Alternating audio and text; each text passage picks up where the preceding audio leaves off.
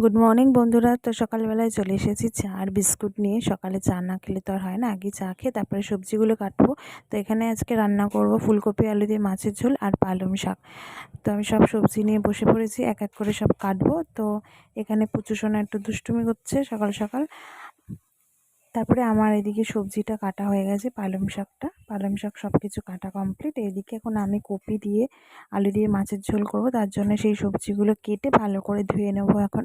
তো সব কিছু ভালো জলের মধ্যে দিয়ে দিয়েছি, ভালো করে ধুয়ে তারপরে এক এক করে সব জল থেকে তুলে রাখবো। কারণ আলুতে এত বালি আর কপিতেও ভীষণ পোকা ছিল আজকে, জন্য একটু কপিগুলো ভালো করে ধুয়ে নিচ্ছি। তো সকালবেলাতে আজকে একটু তাড়াতাড়ি উঠেছি, আর ওই জন্য তাড়াতাড়ি কাজ বাজটাও সেরে নিচ্ছি, না হলে বেলা হয়ে যায়। ঠান্ডাটা একটু কম আছে এখন, ওই জন্য তাড়াতাড়ি করে উঠে পড়ি।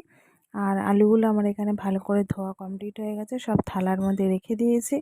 এক এক করে এবার আমি কেটে নেব। পেঁয়াজ কাটবো, তারপরে আদা রসুন এসবগুলো কেটে এক জায়গায় করে নিয়েছি মাছের জন্য।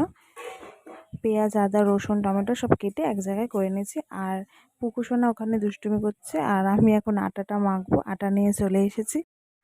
তারপরে মাছগুলো সব নুন হলুদ মাখিয়ে রেখে দিয়েছি, এরপর ভাজা শুরু করে দিয়েছি। একটা একটা করে ভেজে নিই মাছগুলো। আর এদিকে ডাল বসিয়ে দিয়েছি। আর এদিকে আমি আজকে একটু মেথি শাকও রান্না করবো। মেথি শাকটা বেছে ধুয়ে নিয়েছি ভালো করে, আর এখানে আদা রসুন পেস্ট করে রেখে দিয়েছি।